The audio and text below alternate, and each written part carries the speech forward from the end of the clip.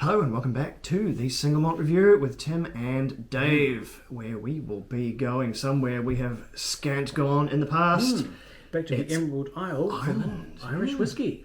Ireland, home to Greengarth, Guinness and the naughty Catholics, and up until very recently, a very, very sleepy distilling scene. But no longer. There has been an explosion, a supernova of craft distilling happening in Ireland, both north and south of the border, and it is now just a hotbed, an absolute hotbed of emerging distilleries producing malt left, right and centre, and this is going to be a quick trip through some of them. This fantastic drinks by the dram set here contains 12 separate samples, 11 of which are wholly new to us. There's one we've tried before on the channel, so we'll skip that, but for others, there's some real variety. And we'll be tasting a bit of peated whiskey today, so we're going to dive in at the peated end.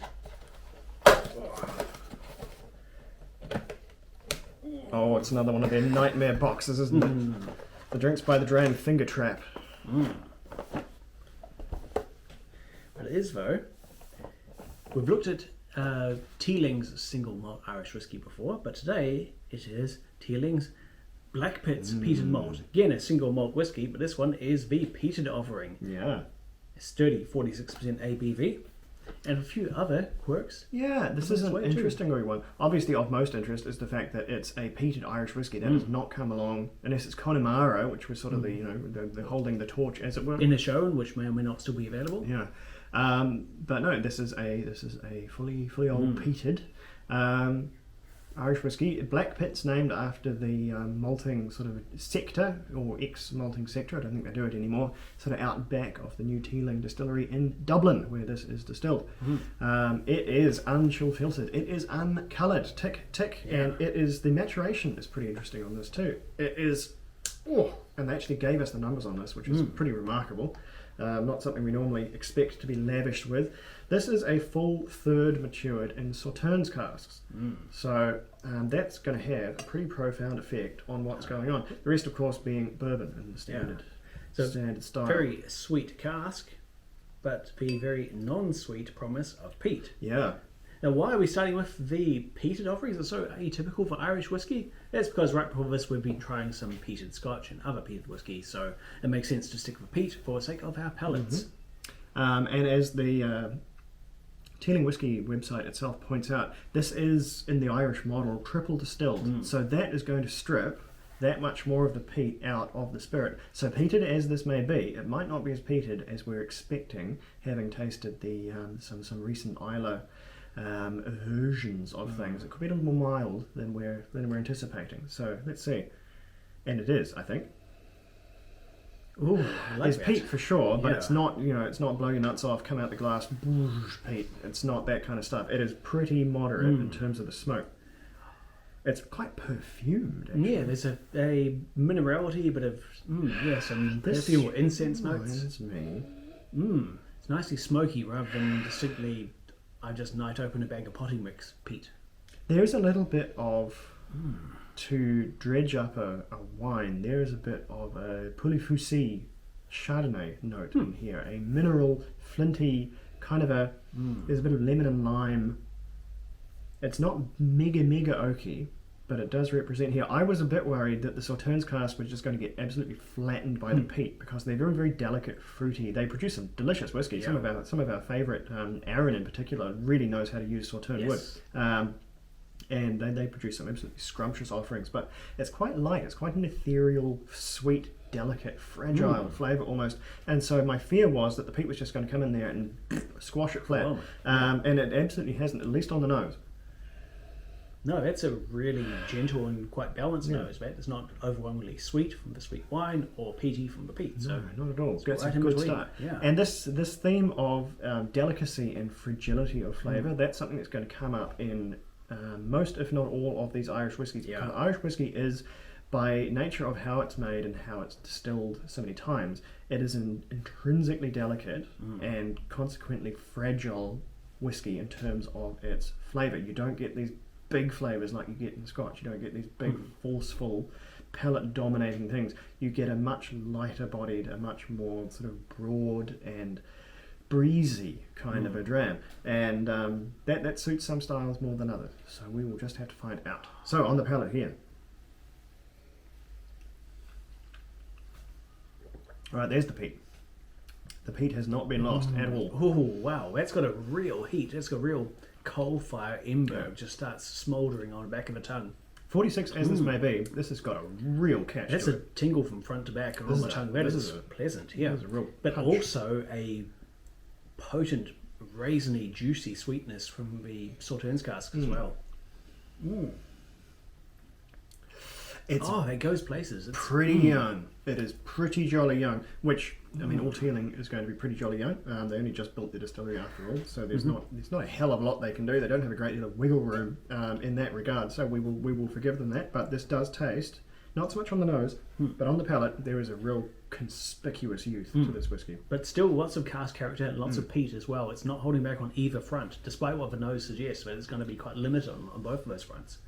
It's all there in abundance. I wonder. Oh, I like it. The Sauternes certainly hasn't been flattened by any means by the peat. That is still large and in charge in terms of getting these nice, delicate white fruit flavours over, and a very, very light, drizzled honey sweetness. But I don't know. How do you feel it's integrating with the peat? I wonder if the peat's just kind of... They seem to be doing their things, their individual things, kind of separately. I feel like we're almost subduing each other a bit. The sweetness of the wine is enough to diminish the rich, smoky harshness of the peat, but at the same time, the peat is just holding its ground and preventing this from becoming a sweet, desserty whiskey. Yeah. So they're not really at odds, but they're kind of just working together to balance things out. It's a fairly synergistic sort of an experience. One certainly has not, shouted down the other in terms of the effect they're having on the palate. But what has occurred for me is that there's just this kind of a gulf between these two factors. We've got the peat over here doing its thing, and then we've got the Sauternes over here doing its thing, and neither is really forceful enough to reach the other side of the room, so to speak. Oh, add some what water. Does water That do? has gone places. Wow. It's still got a smoky, slightly salty peat to it, but it's got a very syrupy citrus sweetness now. That is true. It is transformed, yeah. There's candied peel, gotten... there's a dash of black pepper, even a hint of chili. It's kind of gotten rid of a lot of the smoke, and it's Yeah. brought the white fruit out quite significantly. I think there's definitely superior with water, but it also exacerbates the youthfulness just a little bit. It's becoming more conspicuous to my palate that this is pretty young old whiskey here. But I think that it does kind of work in its favour. If it had been super old and just heavy and soaked in that wood and just rich with sweetness, then that smoke from the peat may have just been either overwhelmed or perhaps at odds with the inherent sweetness The of peat, rest I of mean, it. the peat's always it's a daring choice for Irish whiskey, just because Irish whiskey as a platform is less able, in my opinion anyway, to support those big flavours without compromising a lot of what it is. I think we're maybe going in two different directions on this one, just as I think the whiskey is kind of going in two different directions within itself. This is a whiskey that ends up, for me, being slightly less than the sum of its parts. The peat is clearly there, the Sauternes is clearly there. They don't really meet in the middle. Gotcha. They've got their arms folded, they refuse to face each other, standing at opposite edges of the room, and there's just not a lot of communication between the two elements for me, which... It doesn't kill this whiskey for certain, but for something that is posted as a pretty, it's a craft offering for sure, and it's certainly craft produced.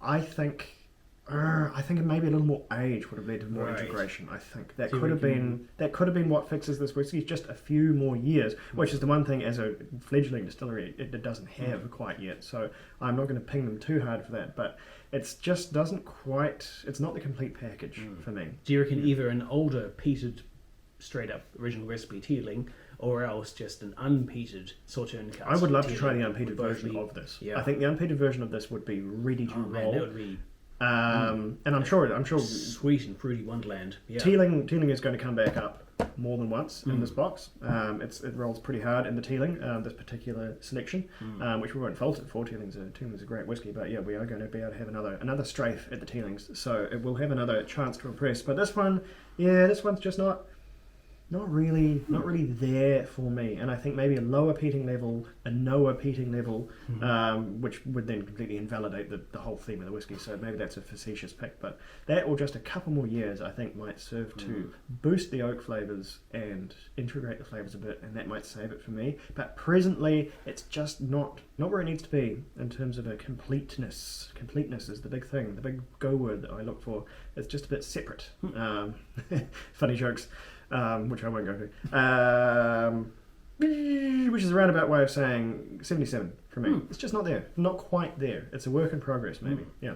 I'm going to go quite a bit higher. It's clear I'm really enjoying this. I think the peat and the sweetness and lightness have integrated nicely and created a compelling twist on conventional Irish whiskey, and I'm happy to rate this one an 87. Ooh, okay, that's a goal for right. So yeah, let us know what you think if you tried this one, because that's when I'm always most interested. If we completely agree about a whiskey and someone says, "Oh, this whiskey is terrible," well then you're just wrong at that point because you're disagreeing with the host. But if we disagree with ourselves, then that opinion is much more fascinating to me, because it sort of gives insight as to what sort of person this whiskey really reaches out to and connects with, and that's always really good fun. So please, if you have encountered this one, this first I've ever seen of it on the market at all. So yeah, if there's any aficionados out there, let us know what you think, whether you're on side Dave or side Tim on this one. It's evidently a lot of different ways it could take you. It's both certainly respectable scores, though. We definitely there's nothing. This is not a garbage whiskey by any means. We're not here to taste garbage whiskey. That's something we try to avoid whenever possible. Given the price of whiskey, no one should be trying to sell garbage whiskey as well. Something has gone horribly wrong in that case. But anyway, hopefully lots of really good ones to come in the much more conventional Irish model, which I'm really, really looking forward to. This was always going to be.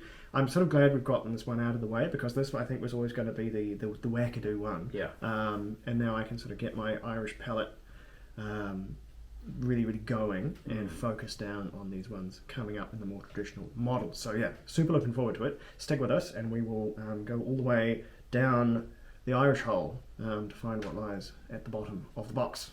Slanger, we will be right back.